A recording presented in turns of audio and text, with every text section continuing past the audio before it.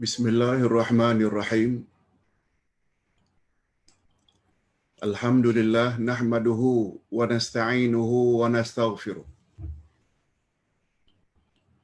Wa na'udzu billahi min shururi anfusina wa min sayyiati a'malina. Man yahdihillahu fala mudilla lahu wa man yudlil fala hadiya lahu. Ashhadu an la ilaha illallah wahdahu la syarika lah wa ashhadu anna Muhammadan abduhu wa rasuluh la nabiyya ba'dah. Allahumma salli wa sallim ala nabiyyina Muhammad wa ala alihi wa sahbihi ajma'in, amma ba'd. Hadirin dan hadirat serta para pemirsa yang dikasihi sekalian, Assalamualaikum warahmatullahi wabarakatuh.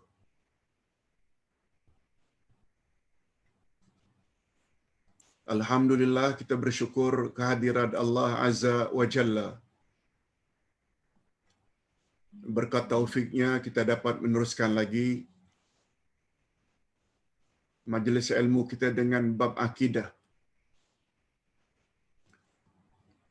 Berdasarkan buku Akidah Ahlus Sunnah wal Jamaah jilid 2, bermula muka surat 123. Hukum ziarah kuburan dan adab-adabnya.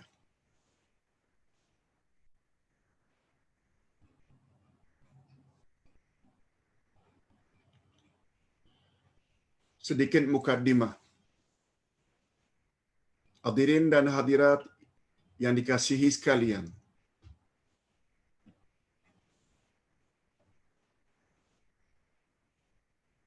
walaupun ziarah kubur itu disuruh, tetapi sikap kita terhadap kuburan kadang-kadang boleh merosakkan akidah.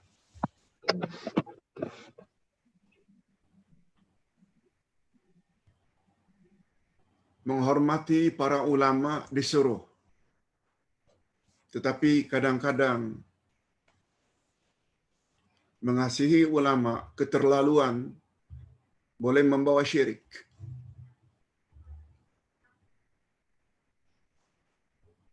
Bertawassul, mendekatkan diri kepada Allah sebelum berdoa boleh, tapi kadang-kadang tawassul boleh mengakibatkan rosaknya akidah. Begitu juga tabarruk, mengambil berkat, disuruh. Tapi kadang-kadang ada jenis tabarruk yang dilarang. Itu sebabnya selain ada tawassul masyru', juga ada tawassul bid'ah. Itu sebabnya ada tabarruk jaiz atau mandub, tapi juga ada tabarruk muharram yang diharamkan.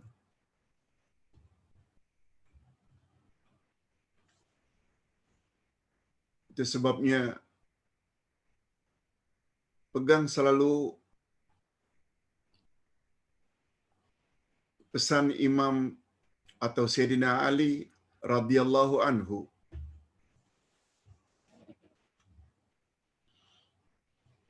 Ta'lim ada dua jenis. Ta'lim ada dua jenis. Ada namanya ta'limud du'a dan ada pula namanya ta'limul inzar. Ta'lim yaitu guru mengajar agar murid-muridnya, jemaahnya, audiennya melaksanakan suruhan atau ajaran guru tersebut. Ta'lim jenis itu namanya ta'limud du'a. Kita mengajar agar para jamaah mengikutinya. Contohnya, guru mengajar agar melakukan salat duha, salat tahajud, salat witir. Guru mengajar supaya banyak membaca tahmid, alhamdulillah, takbir, Allahu akbar, tasbih, subhanallah, istighfar, astaghfirullah. Itu namanya ta'limud doa. Guru mengajar agar murid ikuti. Tapi kadang-kadang guru juga perlu mengajar, memberitahu, memaklumkan kepada jamaahnya agar menjauhi perkara-perkara tertentu. Sebab perkara tersebut sungguh berbahaya.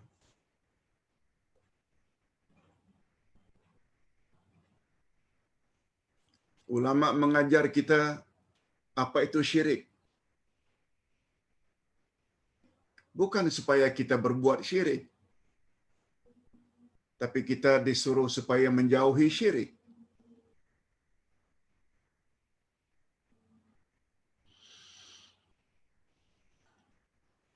Ulama melarang kita atau memberitahu kita tentang riya, tentang takabur, tentang hasad dengki.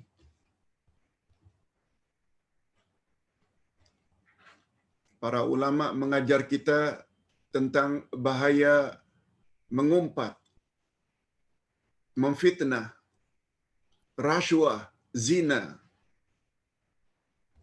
Bukan supaya kita lakukan, tapi kita mesti jauhi. Itu namanya ta'limul inzar. Oleh sebab itu, sikap jamaah yang hanya fokus kepada suruhan-suruhan Allah, tapi pada masa yang sama tidak jauhi larangan-larangan Allah, dia boleh mengakibatkan semua amal baik itu tidak ada nilai, tidak ada value, zero di sisi Allah. Contohnya, salat, puasa, zakat, haji dibuat, tapi pada masa yang sama juga buat syirik.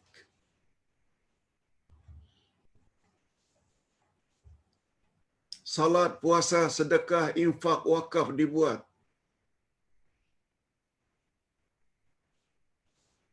tapi mereka lakukan itu semua tidak ikut cara Nabi yang dipanggil dengan bid'ah, tidak ikut sunnah. Besar kemungkinan akan ditolak. Sebab Nabi bersabda, "Man amila amalan laisa alaihi amruna fahuwa rad." Siapa yang buat amalan tidak ikut cara yang telah kami tetapkan, maka amal itu ditolak. Yes. Sesuai dengan topik kita pada hari ini, bahagian kedua tentang larangan mendirikan masjid di atas kuburan. Ini pelajaran kita minggu lalu, yaitu larangan menjadikan masjid sebagai kuburan. Ada 5 maksudnya. Pertama, membina masjid di atas kuburan. Yang kedua, beribadat pada Allah di atas kuburan dengan berkeyakinan ia lebih afdal. Lihat muka surat 114. Melakukan beberapa ibadat yang ditujukan kepada penghuni kubur. Banyak dari kalangan umat Islam yang melakukannya. Mentang-mentang yang terkubur itu orang alim, kiai, habib, wali dan sebagainya, dia termasuk ke dalam menjadikan kuburan sebagai masjid. Dan yang kelima, membina bangunan di atas kuburan juga termasuk menjadikan kuburan sebagai masjid. Kalau selama ini kita tidak tahu, minggu lalu kita dah beritahu. Tapi tidak bermakna ada anjuran supaya kita ziarah kubur. Ini yang akan menjadi topik kita pada hari ini. Okey, sila lihat muka surat 123. Mukaddimah. Hukum ziarah kubur. Mukaddimah. Sebagaimana telah dijelaskan dalam pelajaran yang lalu,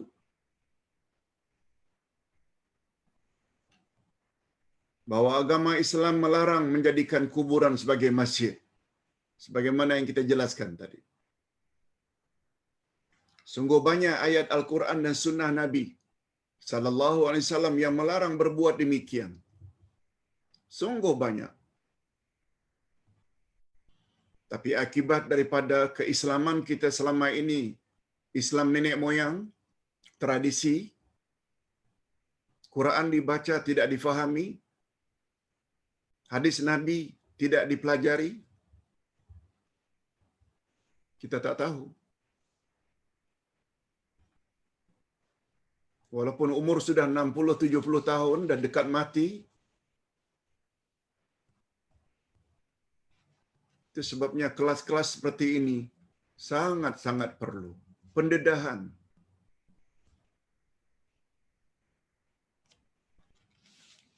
Kita suka ke tak suka ke,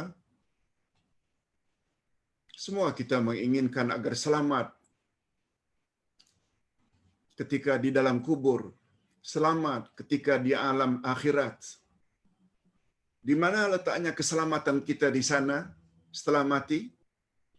Sangat tertakluk sampai di mana kita taat Allah dan taat Rasul. Taat Allah tak akan mungkin bila kita tidak tahu apa kehendak Allah. Taat Rasul juga tidak akan mungkin bila kita tidak banyak tahu tentang hadis-hadis Nabi sallallahu alaihi wasallam. Dengan berpegang teguh kepada kedua-duanya, Nabi Muhammad sallallahu alaihi wasallam telah jamin kita tidak akan sesat. Tidak ada istilah terlambat. Buat semampu yang boleh sebelum kita mati. Better late than never. Terlambat lebih baik dari tidak sama sekali. Yang penting, bila ternyata dalam pendedahan apa yang kita amalkan dan yakini itu bercanggah dengan Quran dan Sunnah, segera tobat, segera istighfar, minta ampun pada Allah dan perbaiki sehingga kita layak mendapat husnul khatimah. Nasihat yang terakhir ini perlu diingat selalu. Lebih-lebih lagi kita sedang dilanda oleh pandemik COVID-19, kematian demi kematian, rakan kita, kawan kita, saudara kita, sekarang ini menjadi-jadi. Tapi jangan terlalu takut. Semua kita memang akan mati. Sebagaimana kata Imam Masjidil Haram Syekh Sudais, COVID-19 ini membawa kematian hanya 1% saja. Berbanding dengan kematian boleh menimpa anytime.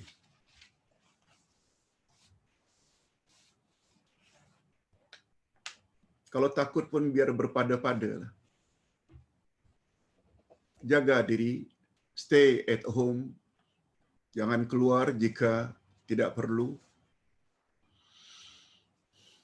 Tambahkan immunity jasmani, vitamin C, berpanas, dipanas pagi hari agak 15 minit, setengah jam, makan yang bergizi atau yang bervitamin.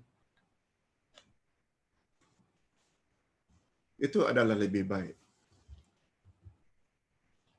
Andai kata kita telah usahakan namun mati juga, itu sudah takdir Allah Azza wa Jalla. Yang mustahak, adanya pandemik ini ada hikmahnya yang kita boleh belajar lebih tekun lagi setiap hari. Hadirin dan hadirat rahimakumullah. Sungguh banyak ayat Al-Quran dan sunnah Nabi sallallahu alaihi wasallam yang melarang berbuat demikian, yaitu menjadikan kuburan sebagai masjid dengan makna tadi. Malahan menurut Rasulullah sallallahu alaihi wasallam, perbuatan mengagung-agungkan kuburan adalah di antara amalan orang-orang kafir. Mengagung-agungkan kuburan itu adalah perbuatan orang kafir. Dan kita lihat berapa banyak ustaz-ustaz yang mengagung-agungkan kuburan-kuburan tertentu, yang akhirnya menjadi ikutan oleh orang awam. Sama ada musyrikin atau ahli kitab yang baginda dengan tegas melarang menjadikan kuburan sebagai aid atau objek kunjungan secara bermusim. Kita dapati pada hari ini masih banyak manusia termasuk umat Islam yang menjadikan kuburan sebagai berhala. Menjadikan kuburan sebagai berhala yang disembah. Mereka beribadat di atasnya, menyembelih korban, mempersembahkan sajian untuknya, mengucapkan perkataan dan perlakuan perbuatan yang tidak sewajarnya dilakukan oleh orang yang beriman. Banyak.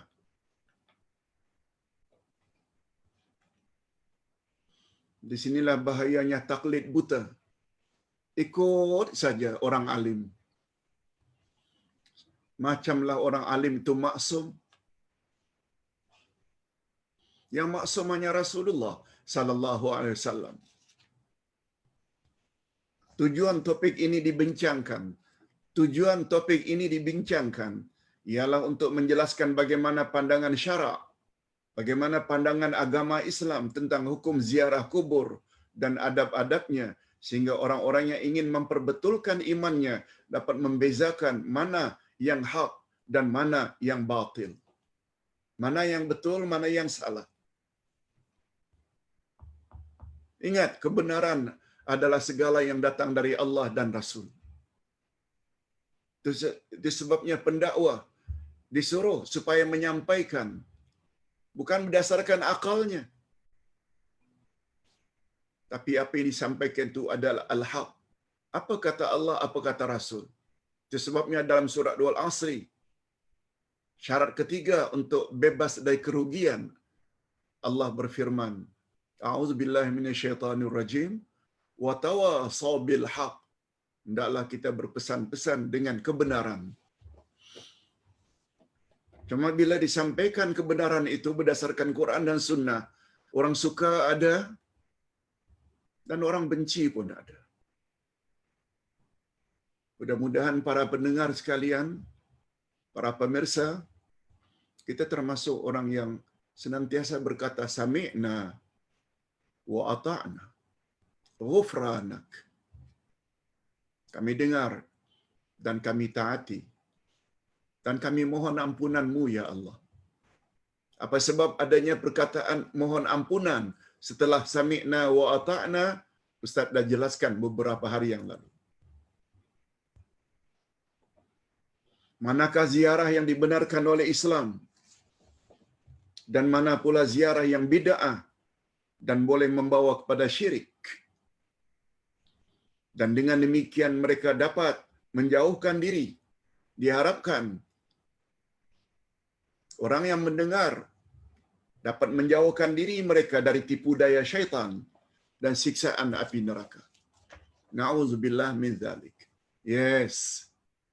Itu dia tujuan topik ini kita bincang. Dalil kebolehan menziarahi kuburan. Bolehkah Ustaz, kalau macam itu bahayanya menjadikan kuburan sebagai masjid, bolehkah kita ziarah kubur? Jawabnya boleh. Ini dalilnya. Sungguh banyak. Ustaz bawa hanya beberapa saja di sini. Pada prinsipnya ziarah kubur tidak dilarang oleh Islam. Tidak. Malahan syarak menganjurkan menziarahi kuburan. Dan di antara dalil yang menyuruh kita menziarahi kuburan ialah sabda Nabi sallallahu alaihi wasallam, an Abdullah bin Buraidah an abihi anna Nabiyya sallallahu alaihi wasallam qala kuntu nahaitukum an ziyaratil qubur fazuruha fa innaha tudzakirukumul akhirah. Hadis sahih riwayat Imam Muslim, Imam Ahmad dan Ahlus Sunan. Daripada Abdullah bin Buraidah radhiyallahu an, daripada ayahnya, sesungguhnya Rasulullah sallallahu alaihi wasallam bersabda, dulu aku melarang kamu ziarah kubur, lalu sekarang ziarahilah, karena sesungguhnya menziarah kubur mengingatkan kamu kepada akhirat. Nah, bila ditanya mengapa pada awalnya dilarang, Ustaz kira tak perlu Ustaz baca. Ustaz masih ingat lagi kontennya. Dulu aku larang kamu ziarah kubur. Apa sebab? Sebab orang Arab musyrikin sebelum Nabi Muhammad sallallahu alaihi wasallam diutus, mereka memang penyembah kubur, mengagung-agungkan kubur. Lalu Nabi bimbang, karena keimanan belum lagi kuat, lalu ziarah kubur, mereka masih lagi teringat amalan mereka sebelum memeluk Islam. Sebab mereka baru Muslim, bukan mukmin.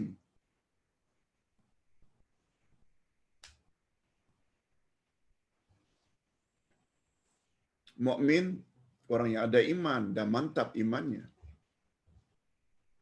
Nah, setelah Rasulullah sallallahu alaihi wasallam lihat iman para sahabat dah mula kuat, mula mantap, itu sebabnya kata Nabi, sekarang ziarahlah kubur. Ziarah kubur dan dapat mengingatkan kamu kepada kematian.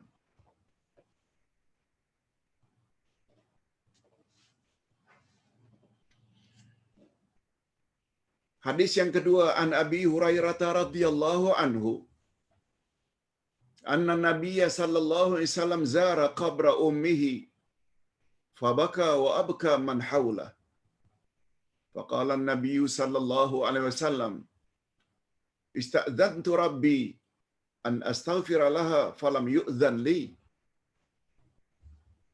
wa ta'zantuhu an azura qabraha fa udhina li fazuruha fa innaha tudzakkirul maut.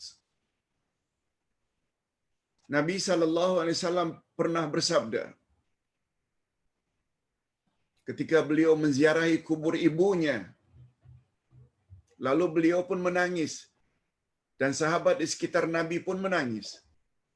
Setelah beliau menjadi rasul, beliau ziarah kubur ibunya, lalu beliau menangis.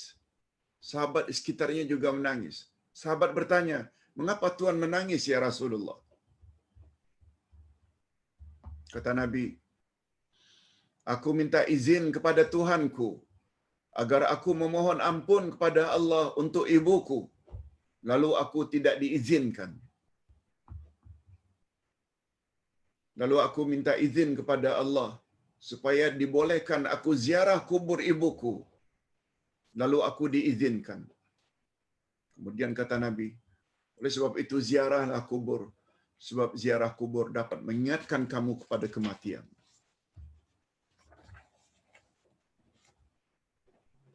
Hadis juga sahih riwayat Imam Muslim, Ahmad dan As-Sunan, Ahlus Sunan, kecuali Tirmizi. Okey, tentang dalil, kita tak ragu lagi tentang kebolehan ziarah kubur. Malah dianjurkan sangat. Nah, sekarang kita berpindah kepada faedah ziarah kubur. Untuk apa Ustaz ziarah kubur? Ustaz ringkaskan saja.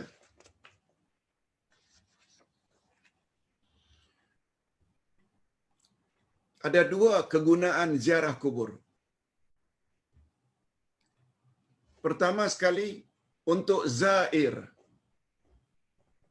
Faedah kedua untuk mazur. Itu istilah. Zair orang yang ziarah, visitor. Kita yang datang ziarah kubur itu namanya zair atau visitor. Kita yang ziarah. Apa kegunaannya, fadilatnya untuk kita? Tadi dah disebut. Supaya kita ingat mati. Supaya kita banyak ingat akhirat. Apalagi dalam doa atau ucapan salam orang-orang yang ziarah kubur, Assalamualaikum ya ahlal kubur minal muslimin wal muslimat wa inna bikum insyaallah lahiqun. Selamat sejahtera untuk kamu sekalian, hei orang-orang yang beriman laki-laki dan perempuan, dan kami insya-Allah tak lama lagi akan menyusul. Kita nyatakan bahawa kita juga akan mati seperti mereka. Jadi membuat kita ingat mati. Dan ingat mati ini sangat mustahab. Supaya kita tidak terus-menerus melakukan maksiat. Sebab kematian boleh datang bila-bila masa. Itu faedahnya. Faedah yang kedua, untuk mazur. Mazur maknanya untuk orang yang diziarahi, mayat atau jenazah yang ditanam. Iaitu, dia akan dapat faedah berkat doa kita. Kita disuruh agar berdoa di atas kuburan. Ketika ziarah, doa. Yang datang dari Nabi sallallahu alaihi wasallam adalah doa, bukan baca ayat Quran. Tapi sekedar membaca Al-Fatihah sebagai tawassul dengan amal saleh. Insya-Allah tidak mengapa. Sebab doa supaya lekas kabul, buatlah apa yang disebut dengan tawassul masyru'. Pak Ustaz, boleh tak tolong doakan ibu bapa saya yang telah meninggal dunia? Boleh? Itu maknanya doa atau tawassul melalui doa orang yang masih hidup. Kita sendiri umpamanya di atas kuburan berdoa, ya Allah, aku bertawassul dengan segala namamu dan sifatmu. Aku bertawassul dengan keimananku dan tauhidku. Aku juga bertawassul dengan amal saleh yang aku telah lakukan. Kiranya engkau ampunkanlah dosa ibu bapakku. Boleh? Namanya pun doa. Dan insya-Allah doa itu sampai. Apalagi yang doa itu anak. Sebab ada satu riwayat dari Imam Bukhari. Riwayat Imam Bukhari. Dikatakan bahawa orang yang dalam kubur tiba-tiba dia angkat tinggi derajatnya oleh Allah. Lalu dia bertanya, Rabbi ayu syai'in hadza? Oh Tuhan, mengapa aku tiba-tiba engkau angkat setinggi ini derajatku? Lalu dijawab, waladuka alladhi yastaghfiru laka fid dunya. Karena anakmu di atas muka bumi baru sebentar mohon agar aku ampun dosa-dosamu. Dan doa itu tak semestinya di atas kuburan. Di rumah pun siang malam doa dengan doa itu. Jangan lupa. Itu sebabnya kalau ditanya kepada Ustaz, apa amalan Ustaz bila dah selesai salat? Kalau berdoa, pertama-tama Ustaz awali dengan Rabbighfirli wali walidayya. Setelah tahmid dan selawat, Ustaz akan mohon pada Allah, ampunkanlah dosaku dan dosa kedua ibu bapakku. Cucurilah mereka rahmat-Mu ya Allah, sebagaimana mereka telah didik aku sejak dari kecil. Yang kedua, Rabbana hablana min azwajina wa dzurriyyatina qurrata ayun waj'alna lil muttaqina imama. Ya Allah, berilah aku pasangan hidup dan zuriat keturunan yang menyedapkan pandangan mata dan hati aku. Dan jadikanlah kami semua sebagai pemimpin bagi orang-orang yang bertakwa. Yang ketiga,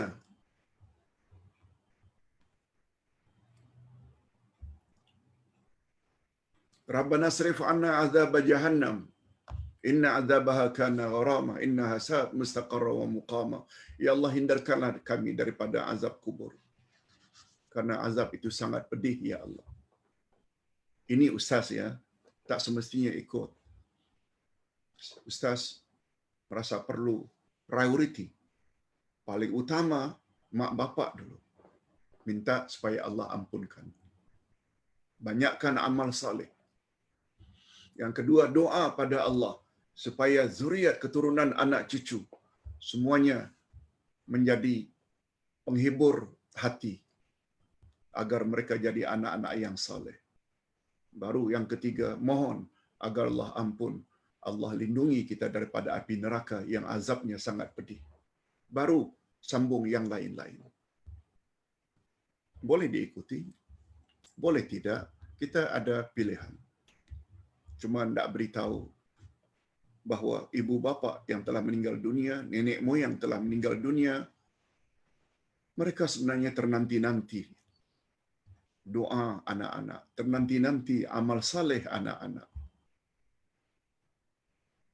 Hadirin dan hadirat rahimakumullah. Setelah kita bahas bahawa kegunaan ziarah kubur ada dua pada garis besarnya. Pertama, untuk zair, orang yang ziarah, mengingatkan dia kepada kematian. Yang kedua, mazur, iaitu jenazah. Mereka akan dapat limpahan kurnia Allah berkat doa orang yang mendoakan. Nah, sekarang kita pindah kepada adab-adab ziarah kubur.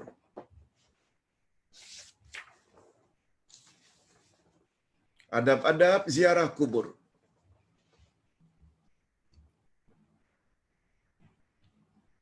Ziarah kubur pun ada adab.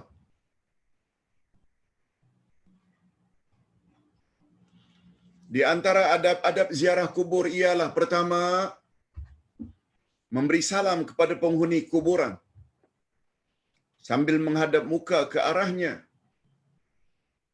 sebagaimana cara salam yang diajar oleh Rasul sallallahu alaihi wasallam. Nanti kita akan bahas beberapa bentuk salam yang dianjurkan. Memberi salam. Adab yang pertama, beri salam. Yang kedua, mendoakan kesejahteraan dan memohon ampunan kepada Allah untuk penghuni kuburan. Minta ampun itu yang pertama. Allahumma ighfir lahu warhamhu wa'afihi wa'fu anhu. Allahumma ighfir li si fulan. Sebut nama pun tak mengapa. Yang ketiga, dapat mengawal emosi. Dapat mengawal emosi dari melakukan atau mengucap kata-kata yang tidak sewajarnya dilakukan oleh orang yang beriman. Itu sebabnya pembahasan kita semalam kalau tidak salah. Boleh tak kita berkata-kata kepada jenazah yang kita sayangi? Jawabnya boleh, asal jangan sampai ke peringkat meratap.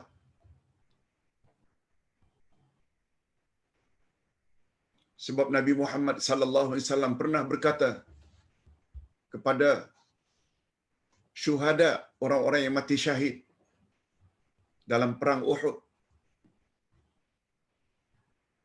apakah kamu telah mendapat sebagaimana yang telah Allah janjikan? Umar yang mendengar perkataan itu lalu bertanya, "Ya Rasulullah, Tuhan berkata kepada penghuni kuburan, apakah mereka mendengar, ya Umar? Apakah mereka mendengar, ya Rasulullah?" tanya Umar. Jawab Rasulullah, "Ya, mereka mendengar, tapi mereka tidak boleh menjawab." Itu dalil yang digunakan oleh para ulama yang mengatakan boleh sekedarnya. Apalagi anak, untuk menghilangkan kerinduan, "Ayah, saya datang dan berdoa, mudah-mudahan ayah dalam kubur seperti berada di taman-taman syurga. Semoga Allah ampun dosa ayah. Allah terima segala amal saleh. Dan saya berjanji akan melakukan amal saleh sebab saya yakin amal saleh yang saya lakukan akan sampai kepada ayah. Nah, sekedar macam itu tak mengapa, luahkan rasa kerinduan. Tapi jangan sampai meratap-ratap. Sebab meratap boleh mengakibatkan jenazah dalam kuburan diazab. Demikian menurut Syekh Nasaruddin Albani. Cuma penjelasannya sedikit. Kata beliau, Syekh Nasaruddin Albani, kalau meratap itu adalah amal jahiliyah, sebagaimana sabda Nabi, an-niyahah minal jahiliyah. Meratap itu adalah amal adat istiadat orang Arab jahiliyah. Tak boleh, haram hukumnya. Lalu, kita tahu tabiat anak-anak kita. Kita tahu isteri kita. Yang apabila kita mati, dia meraung-raung. Sebagaimana matinya orang-orang yang dia sayangi. Kita tahu. Kata Syekh Nasaruddin Albani, kita mesti nasihati isteri, keluarga, anak-anak. Jangan buat macam itu kalau kita meninggal dunia. Bila kita sudah nasihat begitu, mereka lakukan juga, kita dalam kubur tidak berdosa. Sebab kita dah beritahu. Tapi bila kita tahu, lalu kita tidak beritahu, besar kemungkinan kita akan disiksa oleh Allah. Begitu pandangan Syekh Nasaruddin Albani, salah seorang pakar hadis. Jadi yang ketiga, kita mesti jaga emosi. Apalagi sampai menangis-nangis, meratap-ratap di atas kuburan. No. Kena kawal.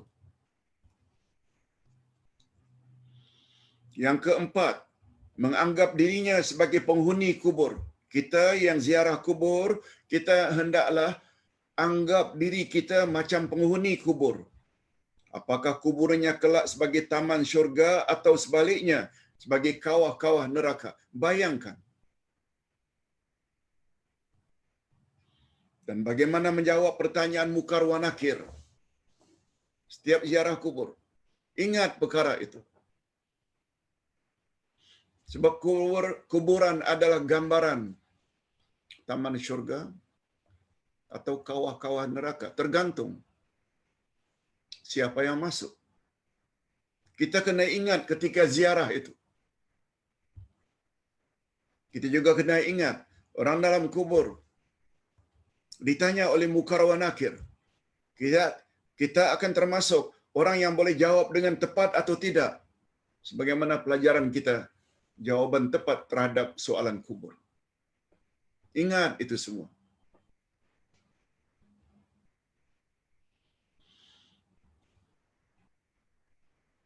Nah, sekarang kita berpindah kepada salam untuk ahli kubur.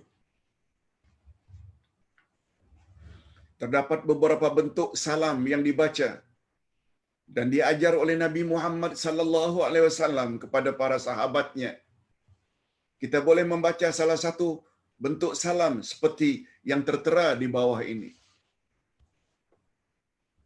Hadis daripada Buraidah radhiyallahu anhu yang diriwayatkan oleh Imam Muslim, Ahmad dan selainnya. Bunyi salam itu yang diajar oleh Nabi, Assalamualaikum ahlad diyar minal mu'minina wal muslimin wa inna insyaallah bikum lahiqun. Antum faratuna wa nahnu lakum taba' wa nas'alullaha lana wa lakumul afiyah. Oh, cantiknya dan lengkapnya salam ini. Selamat sejahtera untuk kamu, wahai penghuni kuburan kaum muslimin dan mukminin. Sesungguhnya kami insya-Allah akan menyusul kamu kamu telah mendahului kami dan kami pula akan mengikutimu. Kami akan mati menyusulimu. Kami memohon kepada Allah keselamatan untuk kami dan juga untuk kamu. Nah, bukan kita hanya memohon agar penghuni kuburan tersebut selamat, kita juga mohon dalam salam ini agar kita kelak juga akan selamat. Yes. Yang kedua, daripada Ibnu Abbas radhiyallahu anhu yang diriwayatkan oleh Imam Tirmizi, Nabi sallallahu alaihi wasallam mengajar agar memberi salam. Ini agak ringkas sedikit. Assalamualaikum ya ahlad diyar. Yaghfirullahu lana wa lakum. Antum salafuna wa nahnu bil athar. Selamat sejahtera untuk kamu wahai penghuni kuburan. Semoga Allah mengampuni kami dan kamu. Kamu telah mendahului kami, sedangkan kami pula akan menyusul. Nah, yang terakhir, yang ketiga, daripada Aisyah radhiyallahu anha yang diriwayatkan oleh Imam Muslim. Nabi mengajar Siti Aisyah, Assalamu ala ahli diyar minal mu'minina wal muslimin. Yarhamullahul mustaqdamin minna wal mustaakhirin wa inna insyaallah bikum lahiqun. Selamat sejahtera ke atas penghuni kuburan mukminin dan muslimin. Semoga Allah mencuci rahmat. Semoga Allah mencucuri rahmat ke atas orang-orang yang telah mendahului kami dan orang-orang yang akan datang. Dan sesungguhnya kami insya-Allah akan menyusul kamu.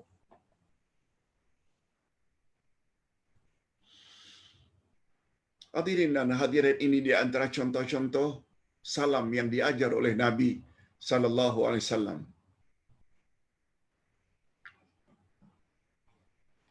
Amalkanlah yang mana satu yang kita hafal.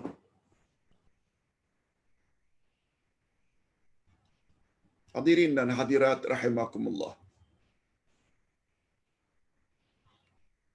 Nah, sekarang kita akan bahas pembahagian ziarah kubur. Maksud topik ini, ziarah yang macam mana yang boleh dan ziarah yang macam mana yang tak boleh, yang dilarang. Itu maksudnya pembahagian ziarah kubur. Bukan semua ziarah kubur membawa fadilat dan pahala, tapi salah-salah juga membawa dosa yang dipanggil dengan ziarah bid'ahiyah. Kita teruskan. Syekh Muhyiddin Al-Barkawi berkata bahawa ziarah kuburan terbagi kepada dua bahagian. Kita boleh lihat di dalam kitab beliau, Ziaratul Qubur Al-Syar'iyah wa Syirkiyah. Ziaratul Qubur Al-Syar'iyah wa Syirkiyah. Ziarah kubur yang syirik, ziarah kubur yang syar'iyah. Yang syar'i, ziarah kubur yang sesuai dengan syarak agama, dan ziarah kubur yang boleh membawa kepada syirik. Itu maksudnya. Syekh Muhyiddin Al-Bakawi, halaman 46 hingga 48. Ustaz nukil. Ini kata beliau.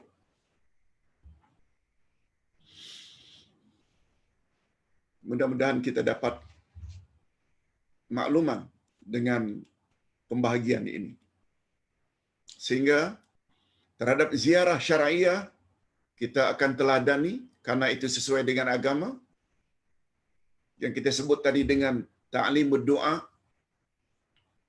Kalau ternyata itu ciri-ciri ziaratus syirkiyah, ziarah yang boleh membawa kepada syirik, supaya kita waspada dan berhati-hati pada masa yang akan datang.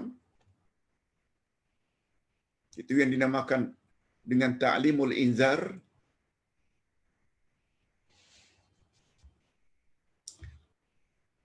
Pertama sekali ziarah syar'iyah. Maksud ziarah syar'iyah ialah ziarah yang dibolehkan oleh syarak. Namanya ziarah syar'iyah. Yaitu jika seseorang mengunjungi kuburan dengan tujuan sebagaimana yang dikehendaki oleh syarak, sebagaimana yang dikehendaki oleh agama, yaitu dengan mengucapkan salam ke atas ahli kuburan, memohon doa dan ampunan kepada Allah untuk mereka, serta mengambil pengajaran daripada ziarah tersebut atau iktibar untuk mereka, dan mengambil pengajaran untuk iktibar daripada ziarahnya itu agar selalu ingat pada kematian dan hari akhirat. Yes. Ziarah itu namanya ziarah syar'iyah.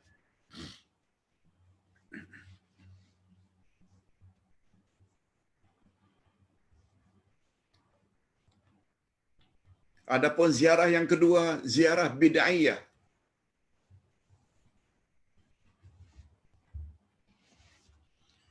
Maksud ziarah bid'iyah iaitu ziarah yang tidak mengikuti kehendak syarak.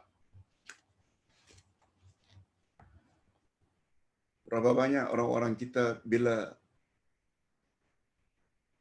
kabul nazarnya, dia bayar nazar di kuburan.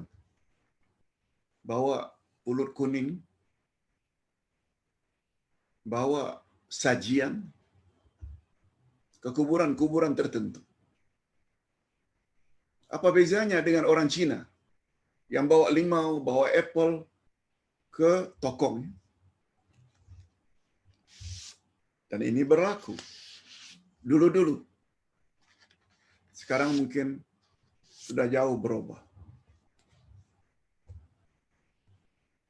Berapa banyak orang-orang yang datang ke kuburan?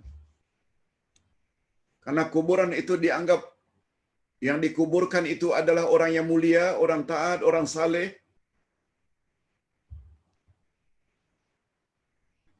Lalu meminta kepada penghuni kubur. Atau bertawassul kepada penghuni kubur. Minta memang pada Allah, tapi bertawassul kepada penghuni kubur.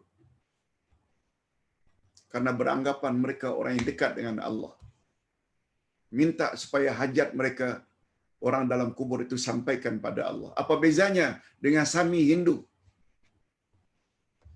Ustaz pernah cerita, seorang sub-inspector pernah memberitahu, saya pernah pergi ke Batu Cave, Ustaz.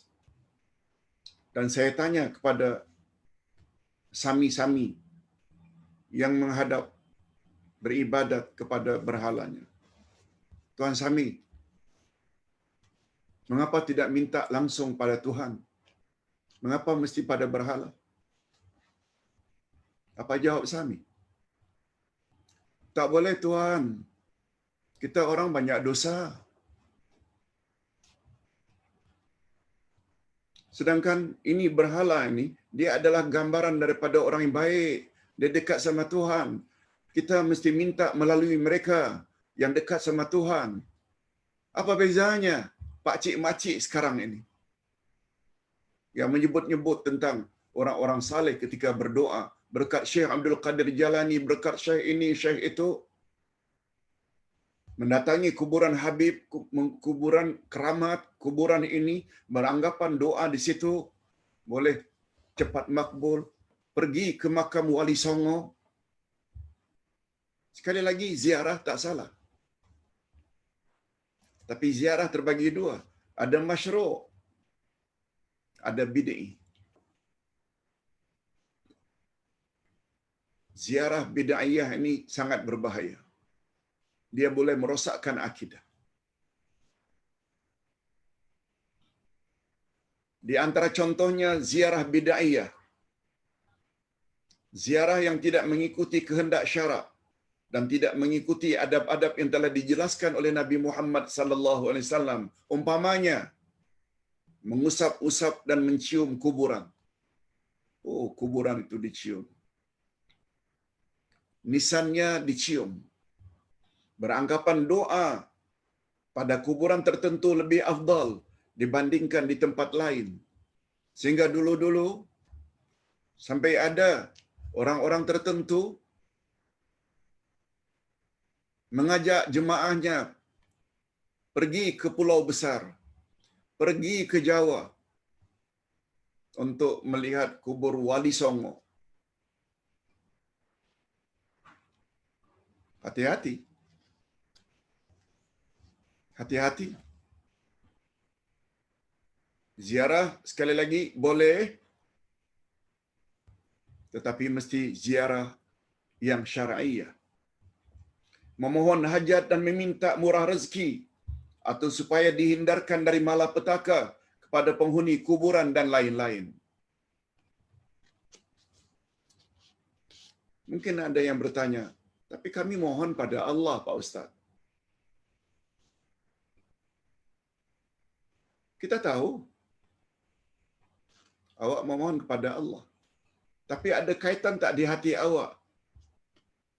Mustajabnya doa, makbulnya doa awak itu, ada kaitan tak dengan kedatangan awak ke kuburan ini? Apa yang ada di dalam hati tidak boleh dibohongi.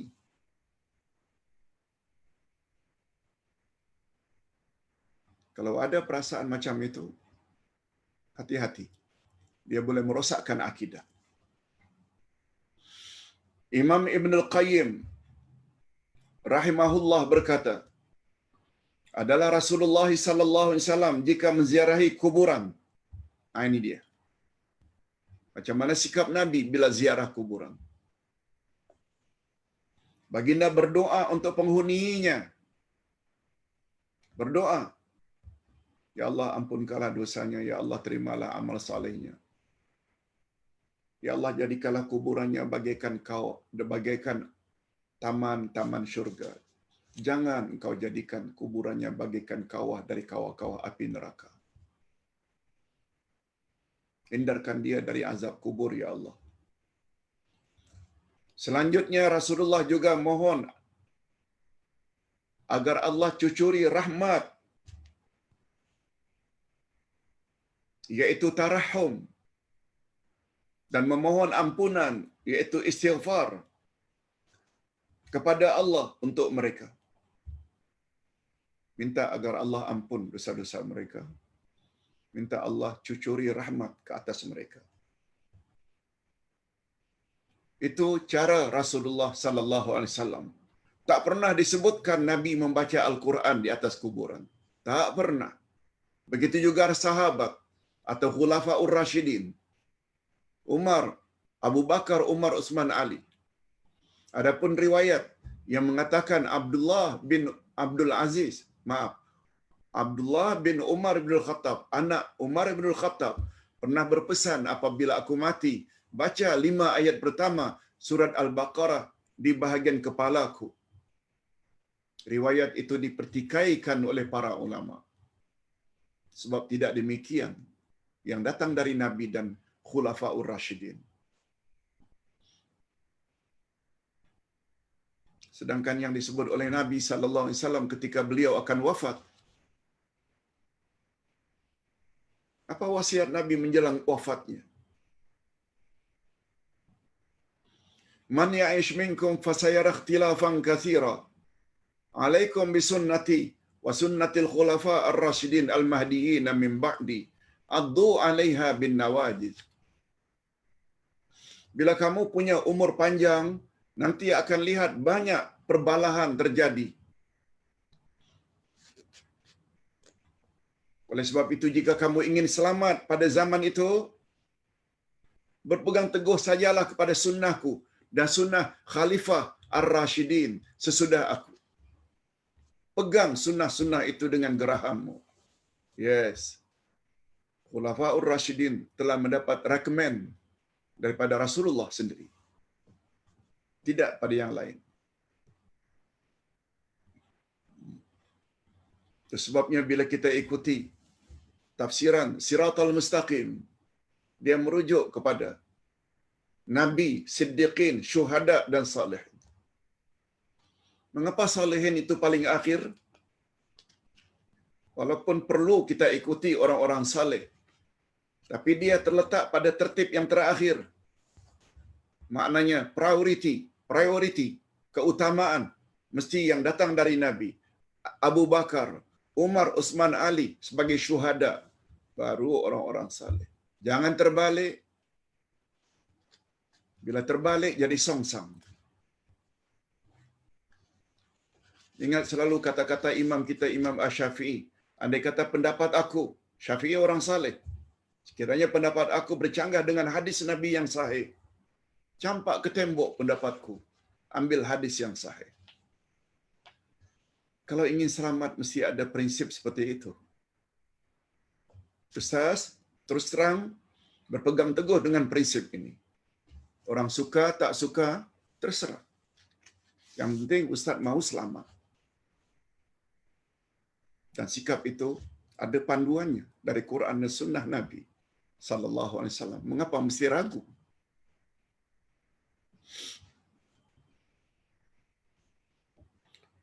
Tapi sayangnya orang-orang musyrikin enggan berbuat demikian.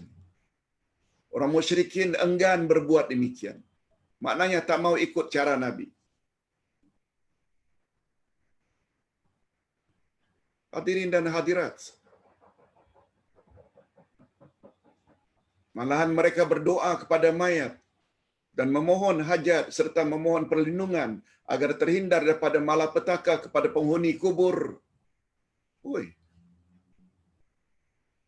Perbuatan mereka sangat bercanggah dengan petunjuk Rasulullah sallallahu alaihi wasallam.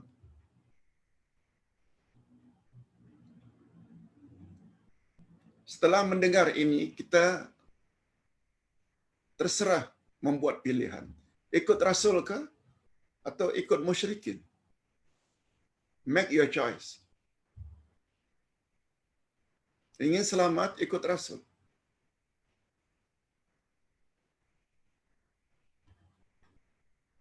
Jangan ikut cara musyrikin.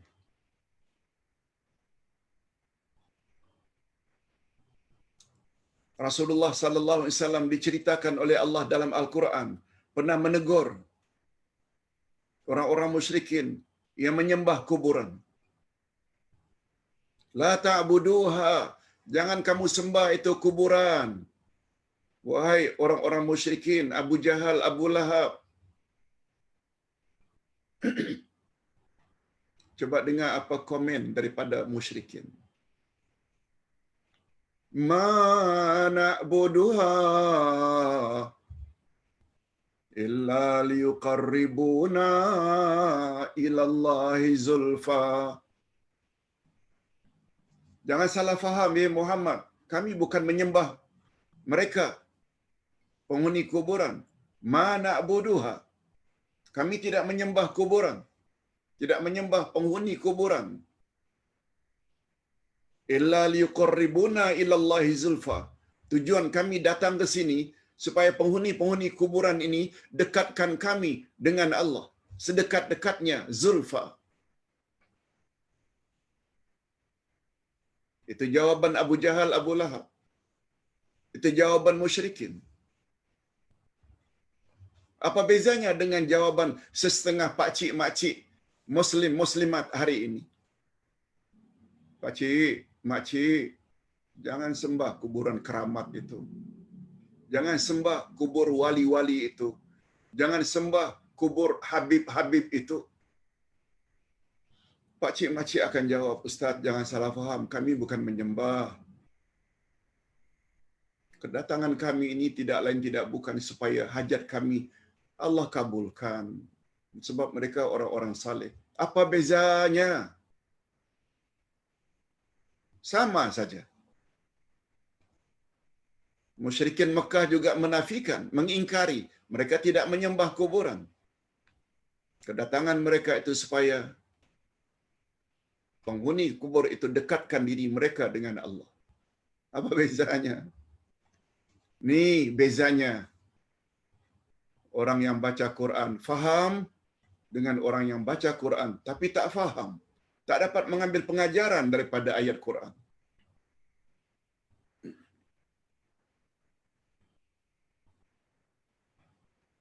Pagi tadi Ustaz kirim lagi tulisan Ustaz. ke sinar harian sesuai dengan permintaan mereka. Ustaz bagi satu topik pemimpin fasik penyebab negara hancur. Ustaz kata dalam tulisan ini, mungkin esok lusa akan keluar. Pemimpin fasik, fasik maknanya durhaka. Mereka adalah penyebab utama hancurnya negara. Ustaz sebut secara ringkas. Cara Allah menghancurkan satu-satu negara, bukan dengan secara tiba-tiba saja hancur. Nah, sunnah Allah, ketetapan Allah atau sunnah Allah tidak begitu. Dan sunnah Allah melakukan sesuatu ada sebab-sebabnya, yang dipanggil dengan hukum sebab musabab atau cause and effect. Dengan sebab minum, datang hilang dahaga. Dengan sebab makan, hilang lapar. Dengan sebab menuntut ilmu, bertambah ilmu pengetahuan. Dengan sebab ikut Allah, ikut Rasul, terhindar daripada kesesatan. Yes, itu namanya hukum sebab musabab. Atau bahasa lain, sebab akibat. Atau istilah orang hari ini, cause and effect. Cara Allah menghancurkan satu negara, bukan tiba-tiba dihancurkan saja, enggak.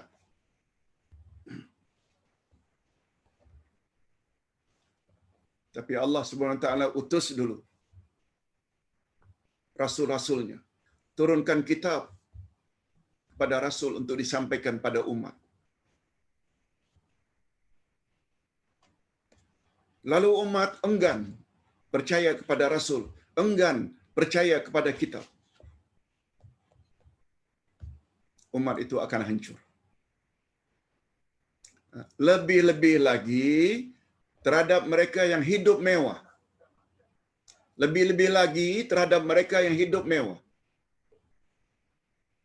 Dalam tulisan pagi tadi Ustaz bawa ayat 16. Ayat 16 dari surat Al-Isra. Coba dengar. A'udzubillahi minasyaitonirrajim.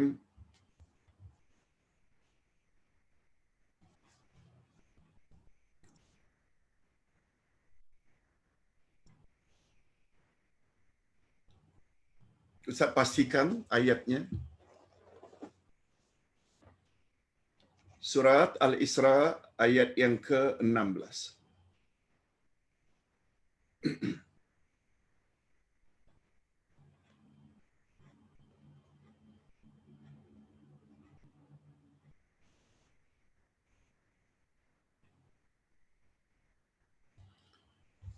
Wa idza aradna an nuhlika qaryatan amarna mutrafiha. Sekali lagi. Wa idza aradna an nuhlika qaryatan amarna mutrafiha fafasaqu fiha fahaqqa 'alaiha al-qaul wa dammarnaha tadmira. Terjemahannya,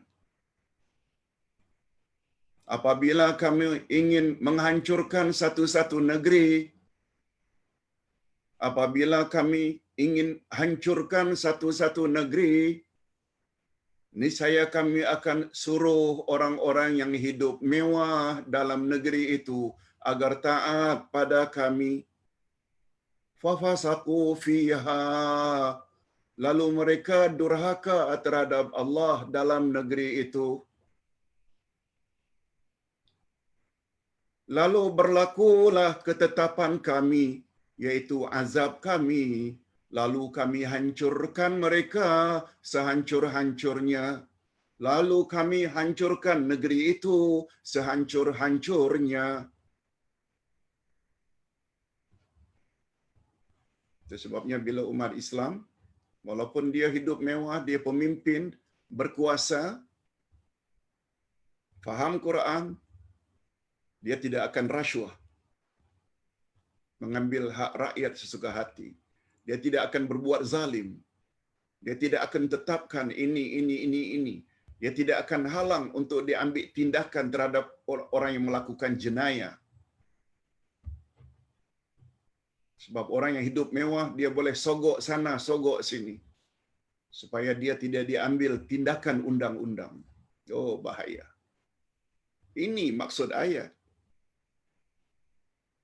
Wa idza aradna an nuhlika qaryatan amarna mutrafiha wa fasaqu fiha fa haqqa 'alaiha al-qaul fadammarnaha tadmira.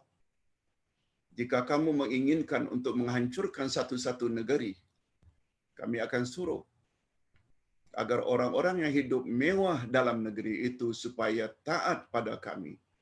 Tapi mereka sebaliknya durhaka pada kami, lalu kami hancurkan negeri itu sehancur-hancurnya.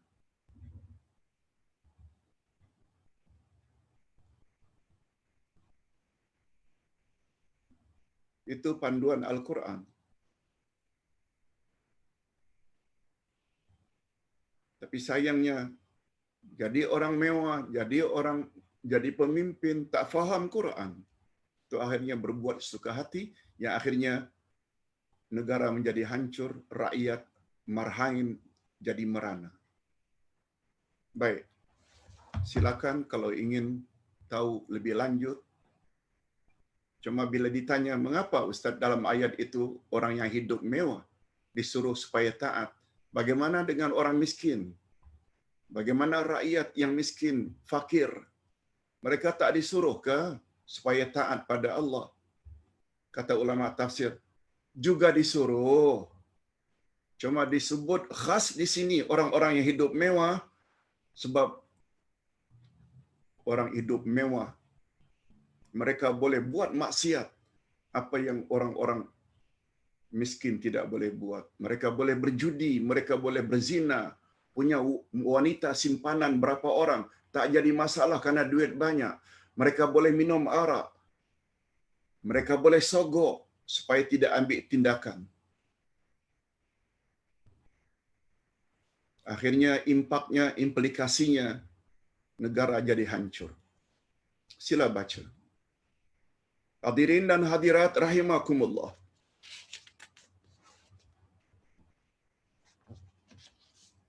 Kita teruskan kata-kata Imam Ibn Al-Qayyim. Kalau Rasulullah sallallahu alaihi wasallam ziarah kubur, itu caranya. Berbeza dengan musyrikin. Ikut Rasulullah. Jauhi cara musyrikin. Karena tidak ada ilmu tentang Al-Quran dan Sunnah, akhirnya buat juga. Ini yang syaitan mau. Supaya boleh bersama-sama syaitan nanti dalam neraka. Na'udzubillah min dzalik. Petunjuk Rasulullah sallallahu alaihi wasallam adalah tauhid dan ihsan. Apa maknanya Pak Ustaz? Panduan Rasulullah sallallahu alaihi wasallam dalam ziarah kubur adalah tauhid dan ihsan. Tauhid maknanya mengesahkan Allah. Dalam berdoa, dalam berzikir, ikhlas lillah, itu maknanya tauhid. Jangan dihubung kaitkan dengan penghuni kubur. Kalau dikaitkan dengan penghuni kubur, dah syirik namanya. Yang kedua pula, ziarah kubur itu membawa makna ihsan. Ihsan maknanya berbuat baik. Maksudnya berbuat baik kepada penghuni kubur. Minta supaya Allah ampunkan dosa-dosanya. Bukankah itu suatu kebaikan? Minta Allah agar cucuri rahmat ke atasnya. Minta agar Allah jadikan kuburannya bagaikan taman-taman syurga. Jangan jadikan kuburannya kawah-kawah neraka. Itu semua membawa makna ihsan. Ingat ya, ziarah kubur mesti ada dua perkara ini. Tauhid, jangan rosak. Ihsan, banyak-banyaklah berdoa pada Allah untuk kebaikan penghuni kubur. Yes, itu boleh.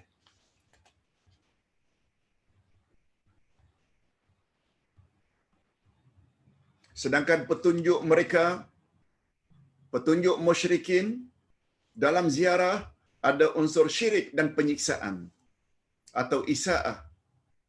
Syirik wa isaah. Syirik maknanya dia dah mula menduakan Allah dengan penghuni kubur, itu syirik. Yang kedua isaah. Isaah maknanya boleh membawa keburukan kepada orang yang dia ziarahi terhadap diri mereka sendiri, dan besar kemungkinan juga boleh diazab penghuni kubur akibat perbuatan orang yang ziarah. Macam yang Ustaz sebutkan tadi. Di atas kuburan dia meratap-ratap. Kalau yang mati itu dulu tahu, tidak nasihati. Jangan meratap ya bila ayah nanti balik. Dia meratap juga, besar kemungkinan yang dalam kubur juga akan disiksa. Ini yang dipanggil dengan isaah.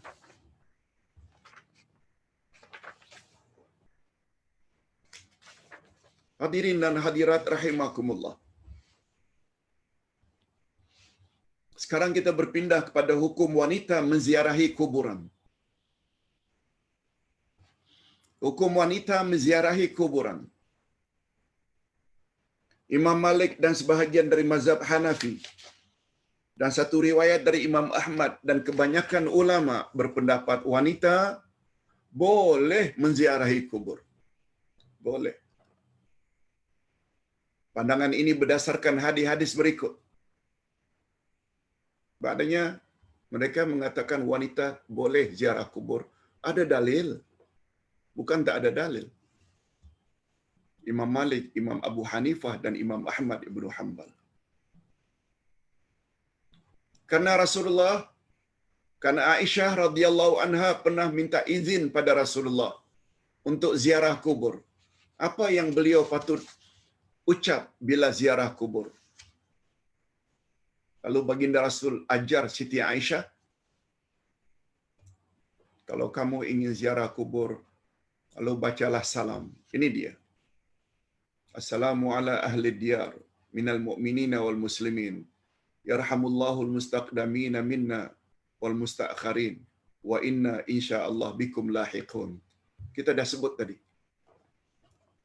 Iaitu minta supaya Allah beri kesejahteraan kepada penghuni kubur. Sila baca terjemahannya. Yang kedua, wanita boleh ziarah kubur, dalilnya dari Anas radhiyallahu anhu bahwa Rasulullah pernah melalui wanita yang sedang menangis di atas kuburan karena kematian anaknya.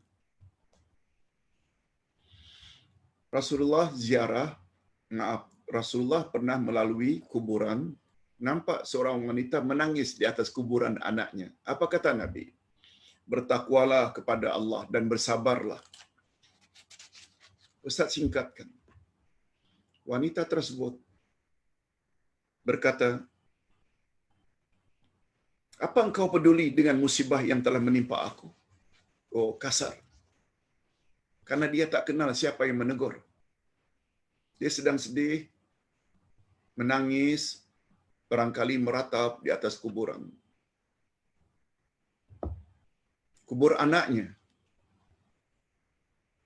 Nabi tegur, bertakwalah kepada Allah dan sabar.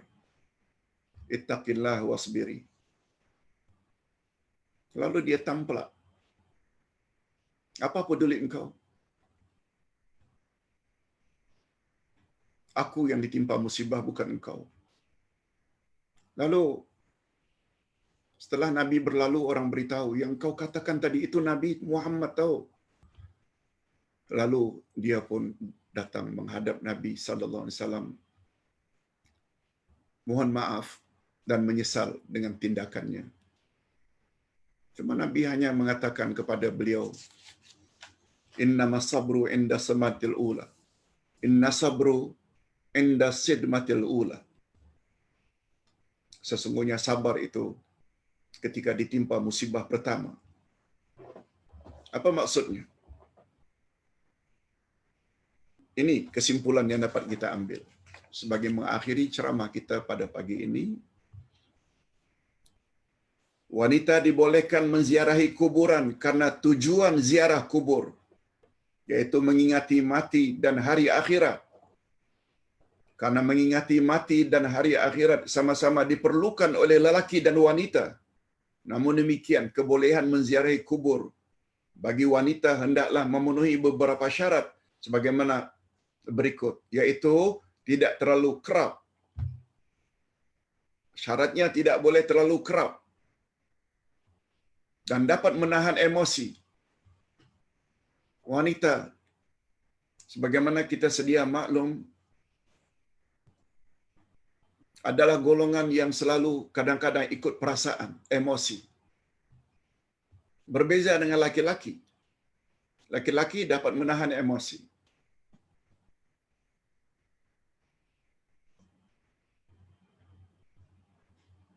Adapun hadis Nabi sallallahu alaihi wasallam, la'anallahu zawaratil qubur.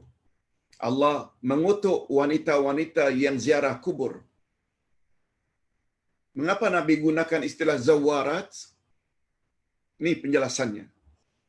Zawarat dalam hadis ini datang dalam bentuk sirah mubalaghah yang mengandung makna terlalu kerap ziarah. Itu yang tak boleh. Zairah, wanita yang ziarah kubur. Tapi bila bentuknya zawarat, terlalu kerap ziarah kubur.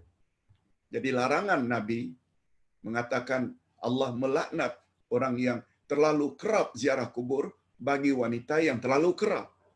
Ini memberi makna bila ziarah sesekali dibolehkan, asal dapat menahan emosi.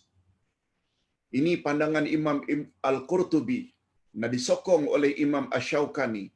Sedangkan sebahagian ulama pula berpendapat hukumnya makruh karena wanita mempunyai sifat kurang sabar mengawal emosi. Ustaz komen sedikit nasihat Nabi kepada wanita tadi. Setelah Nabi ditamplak, Nabi pun berlalu. Sebab kata dia, "Apa peduli kamu? Yang mati ini anakku, bukan anak kamu." Begitu orang beritahu, yang kau tamplak tadi itu Rasulullah tahu. Oh, dia menyesal dan minta maaf. Apa komen Nabi? Inna sabru fi sidmatil ula. Kesabaran itu terletak pada musibah yang pertama. Maksudnya, ketika ditimpa musibah, kesabaran kita ketika itu yang jadi ukuran. Bukan setelah lama berlalu. Yang semakin luntur kesedihan itu, semakin pulih kesedihan itu, lalu sabar setelah seminggu, 2 minggu kemudian. Bukan itu. Kesabaran yang sebenar, dia terletak pada musibah yang pertama. Begitu musibah pertama maksudnya, begitu ditimpa musibah, bagaimana keadaan kita? Dapat kawal tak? Itu yang jadi ukuran pertama. Bukan setelah sebulan, 2 bulan. Sudah tak ada air lagi untuk ditangisi. Air mata dah kering dah. Lalu kita pun sudah mula sedikit sebanyak melupakannya. Itu sabar juga, tapi kualiti sabar yang sudah menurun. Yang pertama sekali, ketika kita ditimpa musibah, nah ketika itu maknanya sadmatil ula. Sabar yang sebenar itu dia. Itu yang dimaksud oleh Nabi ketika menasihati wanita tadi. Ustaz kira cukup sampai di sini dulu pengajian kita pada pagi ini. Ustaz coba lihat kalau ada pertanyaan melalui WhatsApp dan melalui Telegram atau melalui Facebook.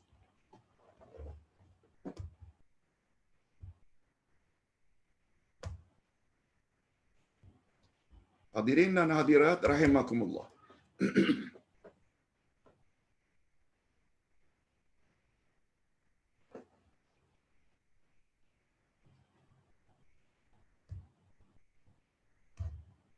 Masya Allah. 24 Januari. Oh, sudah ada 10 pertanyaan. Ustaz jawab dulu. Ada kalau tak salah 3 pertanyaan, 2 pertanyaan dalam WhatsApp yang Ustaz terima malam dan pagi tadi. Ustaz, sahihkah ini? Roh si mati tahu siapa yang menziarahinya. Diakui oleh Imam Ibnul Qayyim Al-Hambali ketika membahas masalah ini dalam kitabnya Ar-Ruh. Ya. Kata Imam As-Suyuti,